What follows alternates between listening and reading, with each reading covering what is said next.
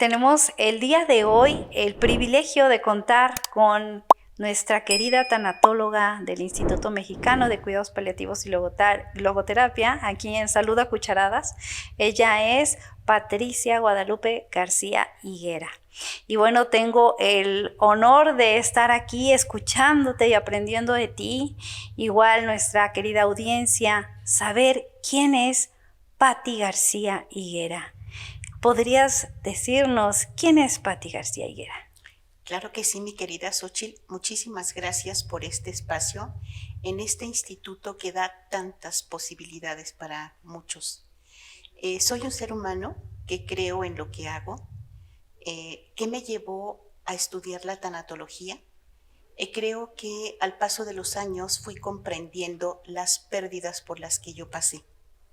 Y bueno, primero estudié orientadora en desarrollo humano y de ahí me fue llevando la vida a seguirme interesando por talleres como orientación materno-paternal, todo lo que tuvo que ver en su momento con los 7 hábitos de la gente altamente efectiva, la sexualidad humana, todas estas ramas del desarrollo humano que además es muy gentil porque te abre muchísimas posibilidades. Y esto me fue de alguna manera invitando y motivando y me atrapó la tanatología. Me atrapó, creo que me enamoré de ella, quiero seguir preparándome, de alguna manera busco todas estas opciones como punto de apoyo personal y porque además mi trabajo me ha permitido tener mayores herramientas. Oye, Pati, y ahorita que dices me atrapó, o sea, dentro de todos estos estudios que tú has ido teniendo y entre tantos, lo que te atrapa, lo que te enamora, así como tú lo dices, es la tanatología. ¿Qué es lo que te atrapó de la tanatología? Y si pudieras explicarnos qué es la tanatología, pero qué es lo que te atrapó de ella. Claro, Thanatos es la pulsión de la muerte, como Eros es la pulsión de la vida. Y bueno, yo lo he mencionado cuando impartimos los talleres de tanatología. Todos estamos formados en una gran fila en esta maravillosa vida, pero no sabemos quién pase primero. Así es. La realidad es que la muerte va implícita desde que nacemos. Yo tuve una experiencia muy fuerte y creo que fue lo que me motivó. Fue un camino maravilloso que tomé a raíz de la muerte de uno de mis hijos. Y las pérdidas que vamos teniendo, por supuesto, uno jamás cree como ser humano que puedas tener una experiencia como tal. Y sobre todo como padre tener que despedir a un hijo, ¿no? Como Así que parece que en el orden de la vida es como que pues primero me voy yo y después se van mis hijos. Pero con esto que acabas de decir, o sea, la experiencia que viviste de haber despedido a tu hijo, ¿cómo fue que te encontraste con la tanatología? Creo que pasó mucho tiempo. Desde mi experiencia puedo compartir que fue como vivirlo sin anestesia. El evento lo viví hace 40 años y lo viví sin anestesia porque no había tanto impulso como lo hay ahora, afortunadamente, a través de la tanatología, que aunque parezca un poco disímbolo, es un camino de esperanza. Es un camino de esperanza porque ante la pérdida no sabes en el momento todo lo que pasa, toda la emocionalidad, todos los sentimientos más fuertes que afloran ante un evento como tal. La pérdida como tal duele, te invita, reflexionas, es un momento de oportunidad. Sin embargo, ante un evento como el que yo viví, muchos años después pude tener acceso y eso me ayudó, a pesar de los años que habían pasado, me ayudó mucho a tener una comprensión distinta. Pati, ¿qué tiempo pasó después de la pérdida de tu hijo a que tú te encontraras con la tanatología? Yo creo que pasaron por lo menos unos 15 años, porque empecé a estudiar el desarrollo humano, incluso desde antes de la muerte de mi hijito, Y eso me motivaba. Las mamás siempre nos estamos preguntando, ¿no? Los papás, si estamos haciendo bien nuestro rol, nuestro papel. Hay mucha confusión y antes más todavía. Hoy me parece extraordinario que el ser humano tenemos muchas más posibilidades, más alternativas, más caminos, más manera de podernos preparar. Y bueno, esto a pesar de los años y haber iniciado el desarrollo humano, después cuando descubro la tanatología, fue como encontrar muchas respuestas Ajá. al proceso que habíamos vivido como familia. De duelo. Sí, no tenía en aquel entonces ni siquiera la idea de lo que significaba duelo. No tenía yo la manera de tener un soporte que pudiera entender mi cabeza, sentir mi corazón y hacer como esta fusión entre la cabeza y mi corazón. Y fíjate, Pati, cómo cuántas personas que no tienen acceso o la oportunidad de conocer lo que es la tanatología, cuando nos toca vivir la pérdida de un ser amado, que nadie estamos preparados para ello, y menos prescindiendo de este conocimiento, ¿cómo se sufre, ¿no? Como dices tú, parece que la mente y el corazón están como jalando para polos opuestos o viviendo en un caos, ¿no? Y quisiera que pudieras decirnos cómo se vive el duelo ante la pérdida de un ser amado y en tu caso en particular, antes de conocer la tanatología, la pérdida de tu hijo.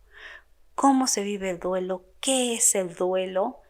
Para que después nos digas qué fue el aliciente que te trajo la tanatología.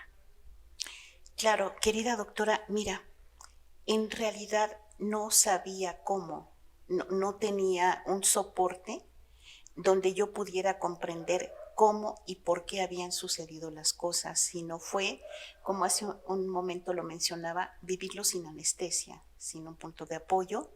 Debo de reconocer que al no tener estas herramientas caí en una depresión, porque además yo no pude vivir como tal el duelo, y lo comparto como una experiencia de vida, porque estaba yo embarazada de mi última hija. Entonces, era como... Perdón, Pati, ¿qué edad tenía tu hijo? Tenía 5 años. De edad. Tenía 5 años y de un día a otro ya no lo tuve. Él murió de una enfermedad que en aquel momento, hace 40 años, no había como mucha explicación. Es decir, el cuerpo médico era descontrolarse permanentemente ante los resultados y a final de cuentas su muerte se debió a una artritis séptica. Ajá. Entonces, bueno, fue impactante y recuerdo cómo los médicos estaban... La muerte de un niño siempre te va a impactar más. Sí, siempre. Mucho más. Y además, el hecho de que yo estuviera embarazada era como un escenario un poquito más complicado, porque evidentemente no sabes qué hacer. Por un lado, tienes estos ciclos que son de la vida y que la doctora Clarisa Pinkola Estés, en Mujeres que corren con los lobos, te dice claramente los ciclos de la vida, muerte, vida. Estos ciclos en los que vamos pasando, estaba yo justo en ese momento teniendo la vida en dentro de tu vientre, dentro de mi vientre, y la muerte de mi hijito, que es una trascendencia. Después pude poco a poco, a través de lo que... Perdón que te interrumpa, Pati. Sí. Cuando, o sea, tú estás viviendo este proceso de crisis, ¿no? Que es tu niño enfermo, tu embarazada, en medio de doctores, seguramente hospitales, etcétera. Sí. Este momento de crisis, incertidumbre, angustia, ¿no? Estar en estado de alerta. Y después, pues sucede la muerte de tu hijo. Cuando sucede la muerte de tu hijo, hace un rato me estabas comentando preguntas de por qué y cómo sucedió. Son preguntas que uno está como en la lucha de encontrar esas respuestas. ¿Cómo sigue cómo se vive ese duelo? Mira, yo creo, Xóchitl querida, que básicamente hoy le puedo poner palabras, ¿no? Sí. El duelo como tal, que Ajá. es uno de los subtemas que estamos viendo aquí a compartir a toda nuestra querida audiencia, es un proceso, son pasos en los que te ves, que vas poco a poquito viviéndolos. La doctora Elizabeth Kubler-Ross, que es la máster de la tanatología, La creadora de la la tanatología. creadora, la que le da una vuelta tan interesante, pero ahorita retomaremos este punto, Ujú. fui comprendiendo poco a poco de tantas preguntas que en ese momento yo podía hacerme, las respuestas que también como familia teníamos que darle a mi hija la mayor, que en ese momento tenía 8 años de edad, Ujú. y era como esta incomprensión de por qué mi hermano, ¿no? Claro. Y no tener la capacidad de la respuesta. Hay que ser lo suficientemente humildes para comprender que aún como papás no tenemos todas las respuestas. Bien, acabas de decir, lo suficientemente humildes para aceptar que no siempre vamos a tener las respuestas ante lo que nos sucede, Así es, ni para nuestros hijos ni para nosotros mismos. exacto. No, no puedes dar una respuesta que no tienes para ti.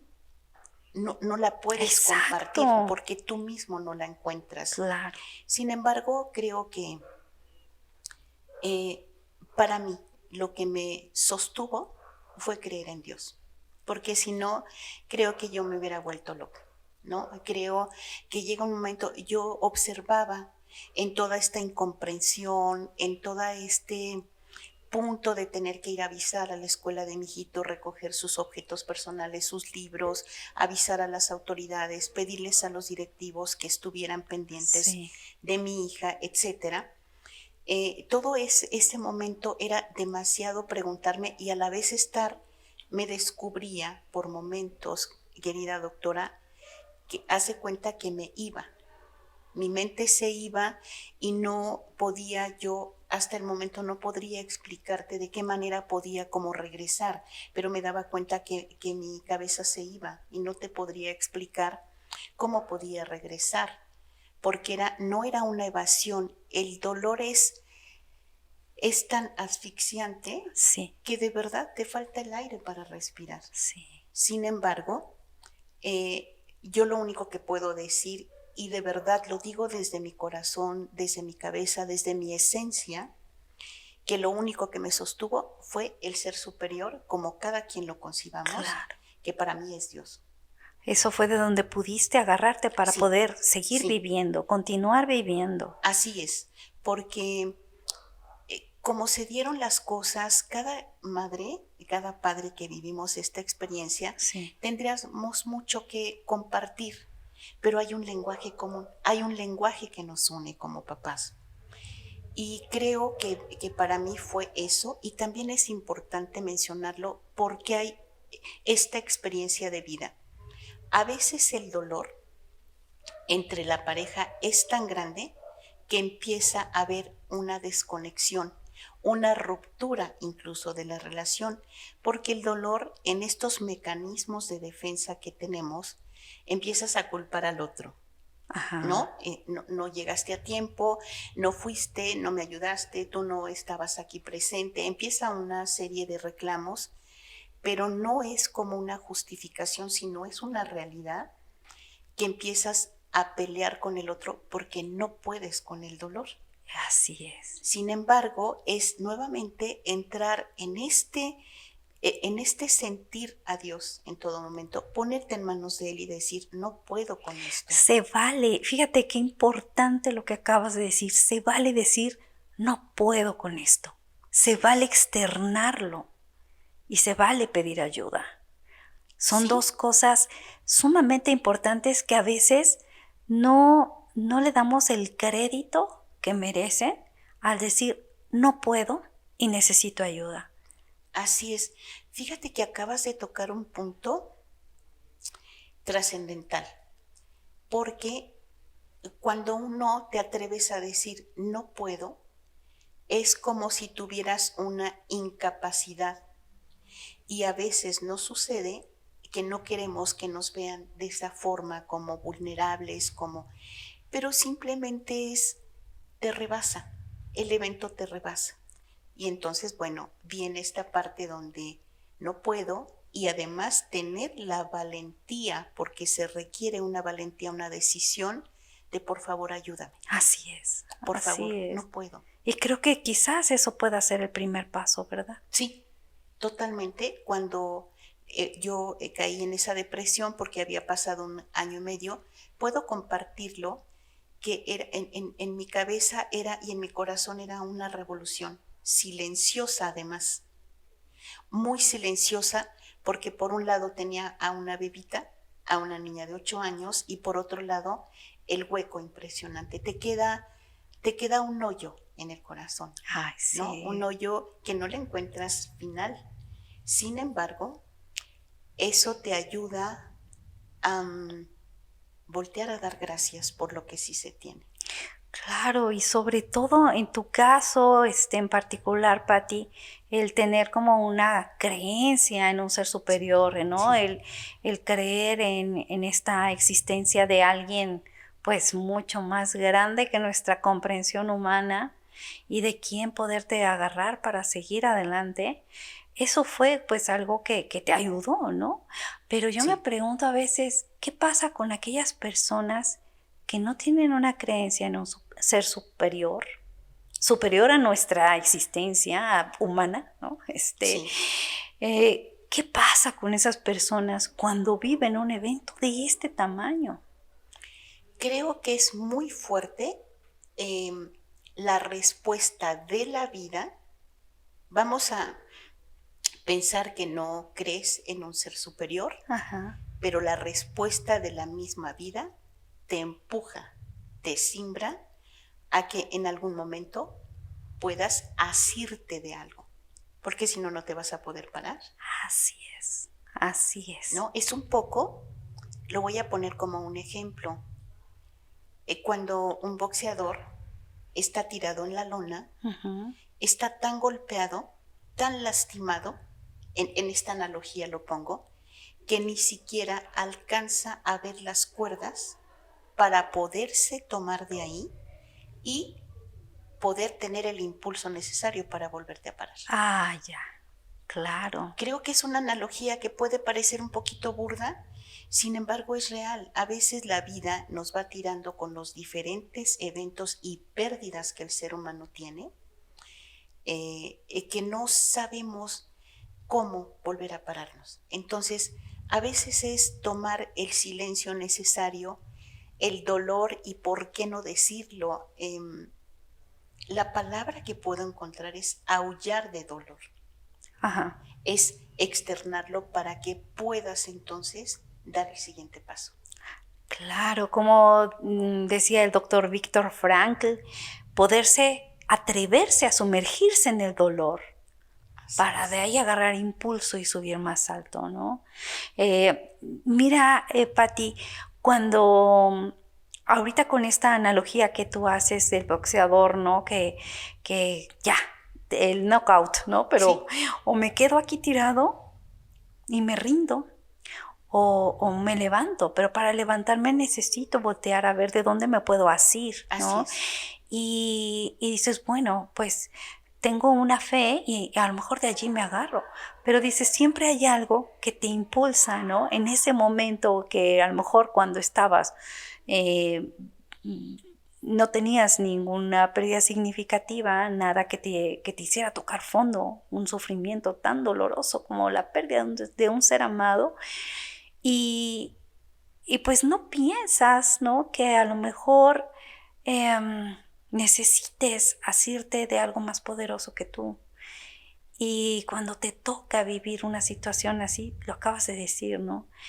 La vida te va poniendo las cosas y pues solamente cabe en uno la decisión de las tomo o ya no las tomo, ¿verdad? En tu caso lo tomaste y seguiste adelante de mano de tu fe. Sí, totalmente, porque en esta, digamos, momentos que yo pasaba, donde sentía que podían pasar a lo mejor 5 minutos o 1 hora,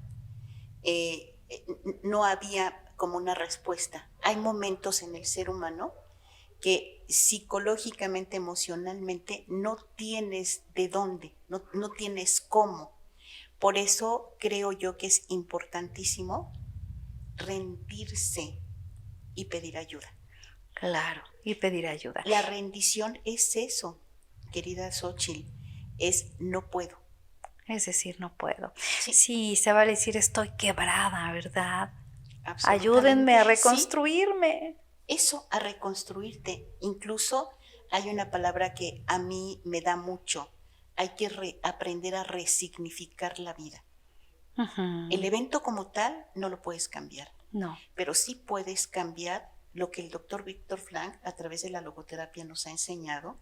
Tú misma nos has enseñado en tus diplomados, encontrarle sentido a la vida, encontrarle que tengo la capacidad de decidir si me quedo ahí o puedo dar este salto que incluso puede ser un poco como un salto cuántico, ¿no? Este salto que doy porque me atrevo, porque ya descubrí, comprendí, acepté que no puedo solo.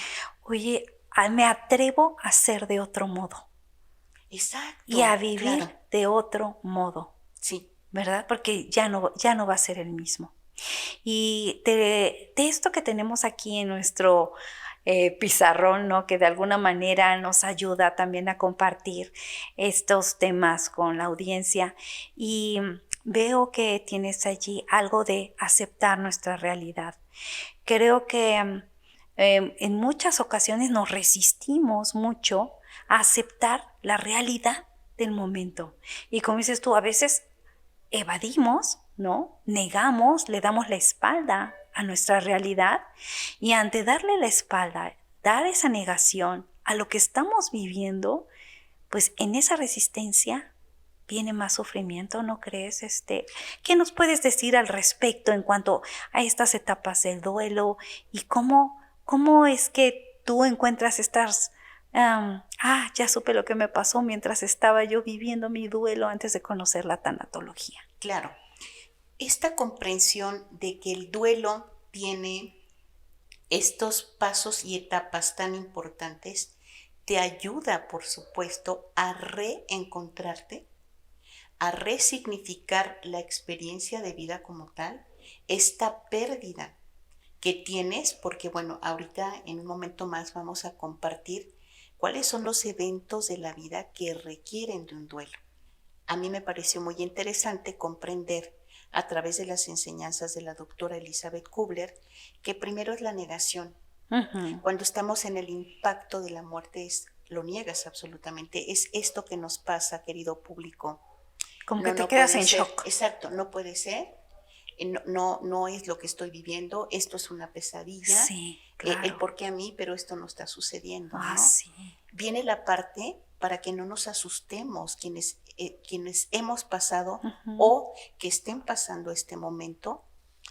Viene la rabia, viene mucha rabia, viene mucho enojo, viene mucho estos cuestionamientos y estas preguntas que no van a tener respuestas, no las que nosotros queremos. Viene esta parte de la rabia, del enojo, de esto que en el ser humano tenemos y que no debemos de espantarnos, como decía el doctor Víctor Frank. Hay que hundirse para saber a qué sabe. Ajá. Hay que aprender, de verdad, hay que aprender a que cada una de las emociones y sentimientos que el ser humano vivimos, hay que abrazarlas. Hay que abrazarlas. Incluso saber a qué saben. ¿A qué sabe la rabia? ¿A qué sabe el enojo? Así. ¿A qué sabe la desesperación, la depresión? ¿Qué color tiene? ¿Qué color le pongo a ese sentimiento? Fíjate, Pati, perdón, te iba a decir Rosy, ahorita que te estoy escuchando, ¿no? Y dices, hay que, pues, saborear el sentimiento que en ese momento estamos teniendo, ¿no? Uh-huh. Y ¿a qué sabe la rabia? ¿A qué sabe la tristeza? Ajá. ¿A qué sabe el odio incluso? Pero, y cuando te escucho decir esto, me pongo a pensar en cómo en nuestra cultura se nos ha enseñado que hay emociones o sentimientos negativos que si los sientes es como casi estás en pecado, ¿no? Sí. O sea, no, la tristeza es del diablo. Por ahí he escuchado a algunas personas, Así es, ¿no? claro. El odio, oye, olvídate, eso es más del diablo, ¿no? Sí. Entonces, como que no nos atrevemos a sentir este tipo de sentimientos, menos abrazarlos y los evadimos. ¿Cómo evadimos este tipo de sentimientos? Porque están catalogados como negativos. Así es. Fíjate que a mí me encanta una frase que lo dijo don Juan Matus con Carlos Castaneda. Don Juan Matus era un chamán verdadero, de esos que no se exponen, sino de verdad las enseñanzas de don Juan Matus fueron impresionantes. Esa frase a mí en lo personal describe esto que estás diciendo. Ni me asombra mi luz, pero tampoco me espanta mi oscuridad. Porque además, tanta luz no me deja ver. Claro. Como tanta oscuridad tampoco me deja ver. Y creo que una parte que nos puede ayudar a todos es reconocer, abrazar, sentir cada una de estas emociones y sentimientos que, como bien lo dices, es más fácil evadirlos. Sin embargo, cada vez que evades un sentimiento, la vida te coloca para que lo aprendas a saber a qué sabe. Así es. Entre más evasión, entre más resistencia, todo persiste. Todo persiste. Así es. Entonces creo que ante las pérdidas que vamos teniendo, que además, decía yo, viene la negación, viene la rabia, también la otra parte que nos enseña la doctora Kubler, viene el regateo. Uh-huh. Dios mío, es que si dejas a mi hijo vivir, si dejas a mi esposo, yo lo cuido, yo te prometo, viene el regateo, pero déjamelo. Ajá, cierto. Después empieza a ver la aceptación de lo que sucedió. Y luego viene la resignación, la dulce resignación. Y lo digo como tal, porque es una dulce resignación. Cuando has pasado por esas etapas, no te brincas ninguna y entonces esa parte del duelo la vamos ahorita a traspasar a los 5 eventos que todo ser humano vamos viviendo en nuestra vida. Primero, obviamente, que requiere un duelo, es la pérdida de un familiar, de un ser querido. Por otro lado, para que también pidamos apoyo, la pérdida de un matrimonio. Uh-huh, ¿sí? Claro. Que además, hoy por hoy, la separación y el divorcio es como... muy común. Pues como muy común, ¿no? La pérdida de un trabajo, doctora, también requiere de un duelo. Por supuesto. Porque hay una forma de darte y de repente te quedas sin trabajo y el trabajo no nos da tan solo el recurso económico, nos da la dignidad, nos da el sentirnos útil y ser un eslabón en una larga cadena que implica todo lo que es el ambiente laboral. Otro de los eventos que requiere es cuando pierdes el estatus. Tú estás acostumbrado a un nivel que además lo luchaste, lo trabajaste, lo esforzaste y de repente te quedas sin nada. Claro. Lo que acaba de suceder en diciembre en Acapulco. Oh, sí. La gente salió con lo que traía puesto y cuando regresó ni casa encontró. Así es. Entonces, esa pérdida del estatus requiere también de un duelo. Sí, y de otra vez, ¿no? Rehacerse. Rehacerse, ¿no? La pregunta a veces ante estos eventos, Xóchitl, es ¿de qué estoy hecho? ¿De qué estoy hecho yo? Uh-huh. Esa pregunta yo la aprendí hace muchos años con el doctor Isauro Blanco, un gran pedagogo, que él decía, hay que preguntarse ante los eventos de la vida, ¿de qué estoy hecho? ¿Cómo afronto yo mi realidad y cómo puedo resignificarla? Porque además, dentro del ciclo de la tanatología, que la tanatología te ayuda en diferentes enlaces, como es primero que nada al paciente, a la persona, al enfermo, al que está desahuciado. Uh-huh. La tanatología tiene la rama para poder ayudar y apoyar a la familia. Claro, ¿no? y fíjate, con todo esto que ahorita nos estás comentando y que, bueno, tú lo conociste a través de la tanatología, ¿no? Porque todo Sí, esto sí, son temas que aborda la tanatología, así es. pero que si nosotros no sabemos de esto, pues no sé por qué estoy sufriendo, ¿no? No encuentro explicación. Y entonces a ti lo que te atrapa y te enamora de la tanatología cuando la conoces, ¿qué fue? ¿Qué fue lo que te enamoró de ella? Me enamoró, creo que una palabra que es muy significativa, la dignificación, eso me enamoró. Ante los hechos que estás viviendo, ante la pérdida de tu ser querido, le enseñas a tu enfermo, a tu paciente, a tener dignidad para morir. Eso es muy Ujú, interesante, muy, ujú. muy profundo. Tener este encuentro cuando sabes que tienes un diagnóstico y que sabes de alguna manera que hay cierto tiempo de vida, te está dando la oportunidad de poner tus cosas en orden. Primero que nada, tú contigo. Tú contigo Así es. primero que nada. El padre Ignacio Larrañaga, que me parece fascinante, él fue un sacerdote, pero me parece fascinante que fue psicólogo, teólogo y filósofo. Entonces, esto le dio como una manera muy bella de poder compartir. Y él te dice, el instante cuando está la persona moribunda es un instante de él, aunque esté rodeado de toda su familia. Claro. Evidentemente sí, la compañía, el acompañamiento es importantísimo, pero hay minutos y segundos donde es uno con uno mismo.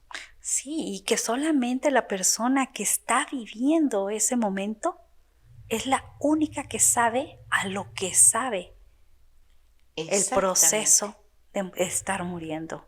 Y te digo esto porque a veces no me ha tocado algunas personas que dicen, no, es que vas a ver una luz y le dicen al paciente, te va a pasar esto, te va a pasar aquello.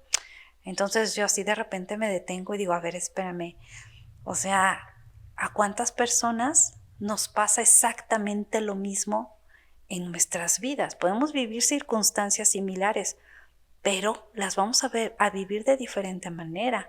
Uh-huh. ¿Cómo nos podemos atrever a decirle a una persona que está muriendo qué es lo que va a ver, qué es lo que va a sentir, se me hace como, digo, me ha tocado escucharlo de Sí, cómo algunas no. tanatólogas precisamente, por eso es importante escuchar y no desvirtuar lo que es la tanatología, porque desgraciadamente hemos caído en esa desvirtuación de la Así es. misma y dice uno, a ver, espérame tantito, o sea, lo que acabas de decir es muy cierto para ti. Es un instante único e irrepetible que solamente el paciente, el enfermo, lo está viviendo. Nosotros no sabemos nada al respecto, nosotros solo acompañamos. Hay dos cosas muy interesantes en lo que aportas. La doctora Elizabeth Kubler me parece fascinante cuando dice, el tanatólogo o la persona que va a apoyar al enfermo necesita tener el coraje suficiente para sentarse en la cama y saber acompañar. Así es. Y saber acompañar, querido público, no es siempre hablar. El lenguaje, aquí hay un punto muy interesante, Xochitl. El lenguaje o nos une o nos separa. Justo. Entonces, yo siempre he aprendido a través de toda esta trayectoria maravillosa que el silencio Así es. es la palabra elocuente del dolor. No necesitas decir más. A veces con una mirada, con una palmada, con un abrazo solamente sin decir más nada, te acompaña mucho más. Claro, y entonces a veces pensamos que cuando vamos a darle el pésame, ¿no? A algún amigo, Sí, porque un ser querido acaba de fallecer, y parece uno, es que, ¿qué le digo, no? Y estamos tratando de buscar las palabras es que no sé qué decirle, como si tuviéramos la obligación de siempre decir algo exacto. cuando tenemos a una persona que está viviendo el duelo, ¿no? Y entonces a veces o muchas veces podemos cometer graves errores con las palabras. Sí, Y quiero reafirmar y repetir, replicar la frase que acabas de decir. El silencio es la palabra elocuente del dolor. Es la palabra elocuente del dolor. Entonces, demos el valor al silencio, porque si no tengo palabras que decir, no las digas. Así es. Creo que el silencio habla mucho más que 1000 palabras, ¿no? Y el silencio no invade, sino respeta el momento, claro, ¿no? La emocionalidad del otro, porque la persona que está en ese punto perdiendo a sus seres queridos, en el enfermo hay un caos, evidentemente. La mente de un enfermo es caótica, incluso hasta por los medicamentos. Sí, ya no por digas supuesto. porque quiera ser un poco grosero o agresivo o con mucho llanto, es que la mente y el corazón de un enfermo es caótica. Entonces, el silencio acompaña. Es un poco como esta frase maravillosa que hablamos de las lágrimas brotan porque el alma ya no puede con ese dolor. Claro, ¿no? Así es. Y, Patti, cuando estabas tú hace un momento hablándonos acerca de que, pues, esta historia de vida, ¿no? Siguiendo, permitiéndome utilizar tu experiencia de vida con la pérdida de tu niño y tu embarazada, viviendo toda esta experiencia de dolor, y conoces la tanatología. Y por medio de la tanatología, me gustaría ahora que nos compartieras cómo has resignificado esta pérdida de tu hijo, que aunque ya tiene muchos años, te quedaste como huérfana de hijo, ¿no? Uh-huh. ¿Cómo se resignifica la vida? ¿Cómo lo hiciste tú? Yo considero personalmente que la mente necesita una explicación. Y cuando tu mente tiene una explicación a través de todo este camino de esperanza que es la tanatología, porque la tanatología te abre muchas posibilidades. Te abre la posibilidad de la comprensión, te abre la posibilidad de sanar lo que pudieras tener en tu corazón por en un momento dado no tener la comprensión como tal. Es una esperanza y una alternativa. Por eso yo digo qué maravilloso que podamos a través de Incupal llegar a varias personas y decirles te comprendo. Sí. Te comprendo por lo que estás pasando, pero no desde aquí, sino desde tu corazón.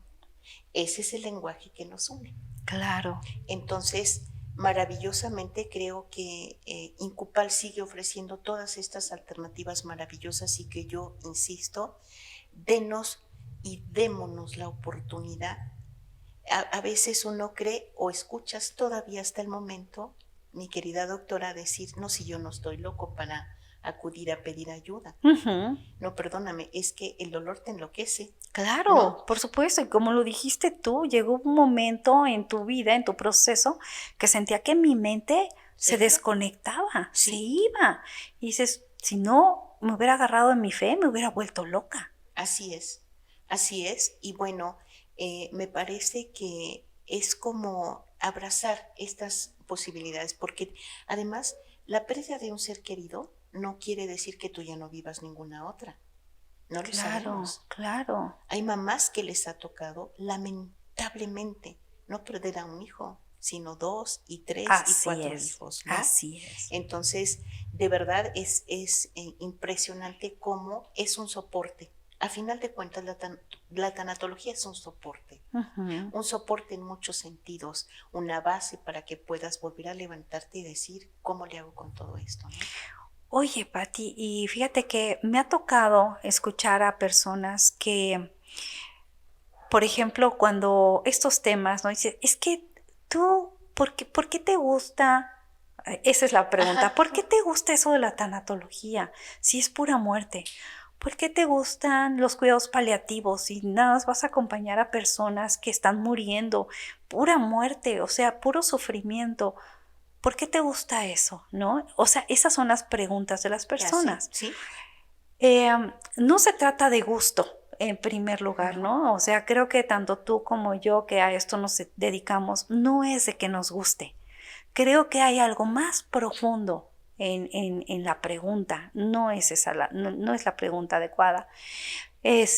Más bien, ¿por qué o para qué lo haces? ¿No? Ujú. Y bueno, ya de ahí vendrá cada una la respuesta, ¿no? En mi caso es como comprender el misterio de la vida. A lo mejor no alcanzo a comprenderlo del todo, pero sí entender y comprender que la muerte es una parte de la vida. Así es. De hecho, cuando negamos la muerte, estamos negando la vida. Justo eso, porque estas personas que nos hacen estas preguntas están negando la muerte, no quieren ver la muerte. Es más, en nuestra cultura, no sé si van a hablar, ay, no hablen de muerte porque la están llamando. La invocas. La ¿no? invocas. ¿Sí? Entonces, no hablemos de la muerte porque es como decir, venga, ¿no? Que venga la muerte. O sea, tenemos, bueno, hablando culturalmente, ¿no? Ay, sí, el famoso Día de Muertos y todo estas Cultura y tradiciones. tradiciones, ¿sí? Sin embargo, hay muchísima evasión ante este tema que es parte de la vida, que es la muerte. Y nadie quiere verla. Más bien, nadie quiere saber sobre la muerte cuando todos estamos destinados a morir. Y no nada más nosotros, nuestros seres queridos, ¿no? Y a veces decir, soy consciente que puedo morirme, pero que también se puede morir un hijo mío. Así es. Y no quiere decir, ay, estoy invocando la muerte de mi hijo. No, ser consciente que todos somos finitos y que en algún momento alguien de nosotros va a partir. Pero, ¿qué pasa cuando no tenemos una conciencia de la muerte?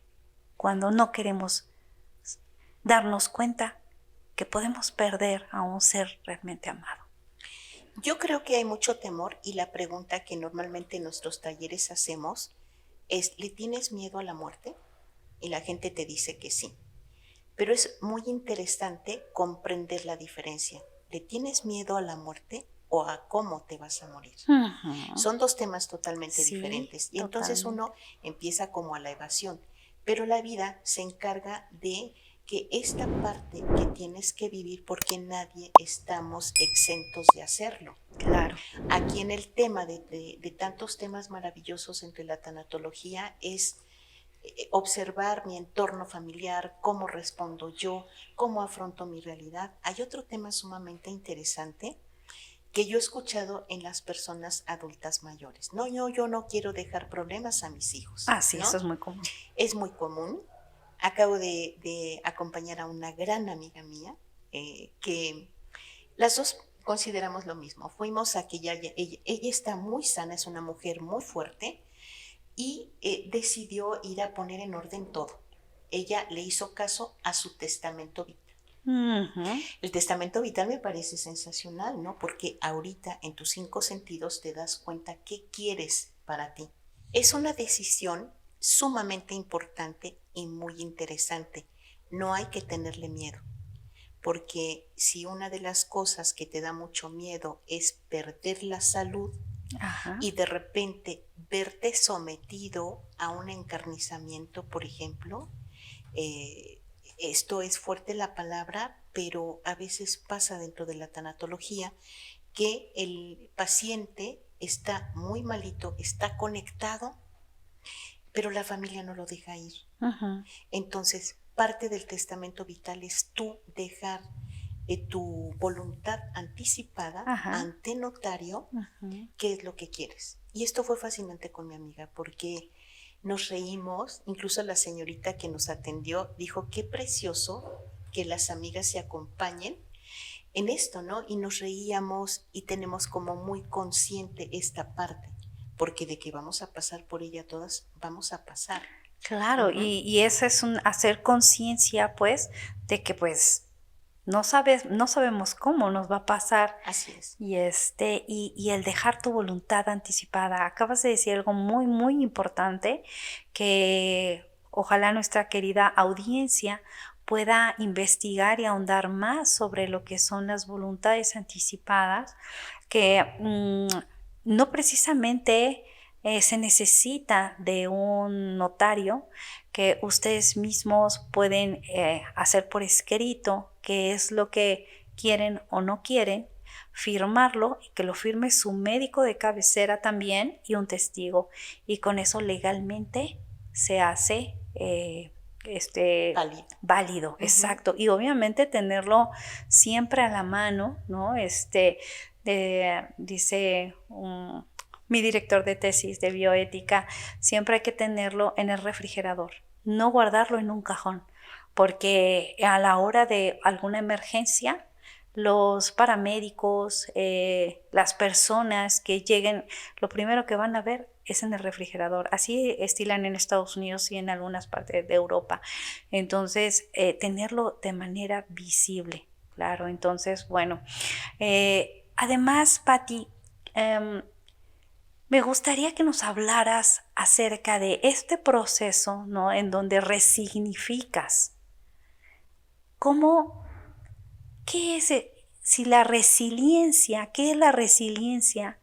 ¿Y cómo entra en este proceso de resignificar, de conciliar, de rehacerse, de reestructurarse, de reorganizarse?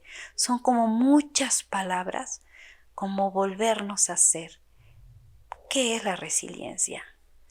Yo creo que la resiliencia, tenemos claros ejemplos, incluso tenemos la fortuna de venir, tanto tú como yo, de padres resilientes, de padres que lograron con nada y con poco hacerse a sí mismos. Porque irónicamente, entre menos tiene el ser humano, es como si fuera un resorte para que avanzara a tener y hacer. Creo que todas estas palabras que mencionan, yo la podría poner en una. Hay que interiorizar. Hay que voltearse a ver a sí mismo para saber esta parte, cómo puedo resignificar un evento. Exacto. Cómo puedo una tragedia como tal ponerle otros tintes, ¿no? Porque efectivamente puede parecer y ser un panorama terrorífico, negro, oscuro, pero ¿cómo puedo empezar a darle unas pinceladas que me haga de alguna manera a sublimar mi dolor? Porque aquí hay una frase también, doctora, que me gusta mucho. El dolor existe, claro que el dolor existe, pero el sufrimiento es tu elección. Ante un evento, sí, en el momento, por supuesto, es como toda esta parte de un desgarre total. Pero con el paso de los días, con el paso del tiempo, con esta manera de rendirse ante lo que estás viviendo, te permite fortalecerte. Claro, y ahorita me estoy acordando de un ejemplo, una analogía que hace el doctor Jorge Chávez, que también es un maestro de Incupal y él está en San Luis Potosí, gran escritor también. Y él hacía esta analogía: cuando la vida te presenta una tragedia, él también perdió a su hijo ya estando en la universidad. Es como si tú tuvieras un rompecabezas, o sea, ya tienes tus hijos, están en la universidad, crees que tu vida es como un rompecabezas que ya estás terminando de armar. Y de repente la vida le hace así y te lo tira y se caen todas las piezas al piso y te dice, ahí está. Tú decides si lo vuelves a armar o si las dejas ahí tiradas, ¿no? Entonces, cuando, ay, Dios mío, digo, al menos a mí que pues me gustaba mucho, me gusta, pero ya no lo he hecho, armar rompecabezas, ¿no? Y de repente cuando alguien te tira un rompecabezas así gigante, ¿no? Y dices, se me cayó y se me desarmó, y la frustración que sientes, lo puedes sentir, digamos, a escala chiquita, ¿sí?, de lo que se siente, por ejemplo, perder un hijo, ¿no? Y entonces, reconstrúyete, reármate. Mi pregunta para ir cerrando, Patti, ¿cómo se le hace desde la tanatología para empezar armar nuevamente ese rompecabezas? Creo que es abrirte al conocimiento y llevarlo a tu corazón. Porque puedo leer muchos libros, pero tener la sensibilidad de toda esa información, todo ese conocimiento que antecede personas que se dedicaron en cuerpo, mente y alma a compartir este conocimiento, ¿no?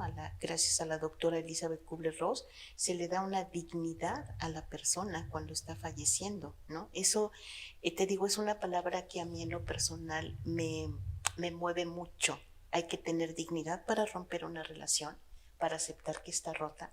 Hay que tener dignidad para, si estás enfermo, cómo puedes a tu enfermedad abrazarla, ¿no? En lugar de, yo sé que es muy difícil, pero no, entre más rechazas, menos y más difícil se te hace el camino. Tener la dignidad para pararte cuando ni siquiera tenías fuerza para hacerlo. Entonces a mí me parece que si tenemos el acceso al conocimiento como lo ofrecemos aquí en el instituto y a través de todas las acciones y actividades que vamos haciendo, es darse esta oportunidad y después tener la capacidad de llevarlo a tu corazón para que te vuelvas sensible. Hay una frase que a mí me impacta mucho. Lo que nos está ahogando a la humanidad es el trato impersonal. Claro. Esta falta que nos hace de vernos a los ojos, incluso para despedirnos, para decirnos hasta aquí, para decirnos me tocó, Claro. ya termino. Claro, y entonces, y esto aplica no solamente para la pérdida o sea, en el caso de una muerte, ¿no? De un ser querido, sino la pérdida o la ruptura de un matrimonio, de una relación, de una amistad, ¿por qué Claro, no, también, no? sí. El cambiarme de residencia de un lugar a otro, moverme de un país a otro, el perder una casa que a lo mejor fue de toda la vida de la familia y tenerla que vender o se perdió, ¿no? O como las personas de Guerrero o de algunas otras partes que ante un desastre natural pues pierden todo lo material, ¿no? Todas estas pérdidas significativas son causa de dolor y sufrimiento. Y también la tanatología nos ayuda a llevar este proceso de manera sana, un duelo sano. Acabas de dar una palabra maravillosa, sano. Hay que hacer el proceso saludable para ti mismo y para los que están en tu entorno. Pati, y hablando de esto, ¿cómo podemos diferenciar cuando un duelo ya no es sano, cuando ya se está volviendo patológico? Es decir, ya ese duelo ya nos está enfermando, de un duelo que se considera natural y sano. Y fíjate que sí hay personas, evidentemente, que les cuesta mucho trabajo y se convierte en un duelo patológico. Es como si ahí se quedaran estacionadas, como si se quedaran absolutamente congeladas. Y creo que ahí sí es, si la persona no tiene la capacidad de pedir ayuda, los que están en su entorno es invitarla a que lo haga. Porque ya no es sano, ni para ella, ni para él, ni para los que están a su alrededor. Porque el mensaje que mandamos a los que están a nuestro alrededor es: ¿murió tu papá? ¿O murió mi hijo el mayor? ¿O murió tu hermana que para mí era tan significativa? El mensaje que estás mandando, el resto de ustedes no me importa. Y fíjate, por ejemplo, cuando un niño está enfermo de cáncer o tiene alguna enfermedad y están los hermanitos, ¿no? Y que es muy común, que obviamente, pues en el proceso de la enfermedad, pues quien tiene todo el foco de atención es el niño enfermo. Así es. Pero ¿qué pasa con los hermanitos sanos, verdad? Y Sí. luego cuando mueren, es todo un tema que creo que amerita una charla, hablar de los hermanitos. Es darse esa oportunidad para que en los hermanitos, en los otros hijos, no quede esa huella que no tiene que ver con egoísmo, esa huella de me siento abandonado, de no te importé. Okay. Sí puedo entender la enfermedad de mi hermano y puedo comprender que estés dedicado y que la familia esté con toda la atención puesta en mi hermano enfermo. Sin embargo, también es un poco, por eso la tanatología tan maravillosa, porque podemos entrar a contener a la familia y poder invitar a los papás de esa criatura a que volteen a ver a nosotros. Claro. Sin culpa ni nada, porque no se trata de voy a descuidar a mi chiquito que está desahuciado por ir a atender al otro. Es que puede hacerse una danza de nuestras humanidades de una manera mucho más gentil. Claro. Por eso me encanta la tanatología. Y bueno, pues sí, vamos a hacer una charla especialmente dedicada a los hermanos. Ajá. Claro que sí. Y desde la tanatología y todo lo que hay por aprender desde la tanatología. Es una invitación para que todos podamos leer más a Kubler-Ross, acercarnos y saber y aceptar nuestra realidad finita. Y también a identificar estos factores, ¿no?, que nos están detonando en si es algo natural, un proceso natural de duelo, o si ya está rayando en lo patológico, en la enfermedad. Entonces, ¿cómo hacerle? Retomando como puntos para la audiencia es: acepta tu realidad, pide ayuda. Se vale decir no puedo y se vale pedir ayuda. Educación, talleres, lecturas. Fíjate, doctora querida, que yo lo resumiría en una parte. Es voltear a verte a ti misma, a ti mismo y quererte. Darte estas posibilidades es quererte. Claro, y buscar esas cuerdas del ring. Así que es. Dices tú, ¿verdad? Sí. A ver, agarrarme de ahí, sí, para agarrar impulso. Entonces, pues ya teniendo todo esto, les invitamos a todos ustedes a venir a los talleres. Aquí nuestra querida Patti tiene un grupo de acompañamiento. Si estás sufriendo la pérdida de un ser querido, ya sea por una muerte, por una separación, una ruptura, en fin, todo lo que sea una pérdida significativa, puedes venir a los grupos de acompañamiento que tenemos aquí en Incupal con nuestra querida Patti, también a los talleres de tanatología. Y pues la verdad es que no necesitamos pasar por un sufrimiento así para aprender más sobre la vida, sobre nuestras vidas, y que eso implica también pues nuestra partida, nuestra muerte. Claro que sí, mi querida doctora. Pues claro muchísimas gracias, Patti, y pues esperamos nuevamente volver a contar contigo y seguir teniendo estas pequeñas charlas que son tan nutridas sobre tanatología. Muchas gracias. Gracias a todos y nos vemos el próximo martes con otra entrevista. Salud a cucharadas llenas de sentido y llenas de cuidados.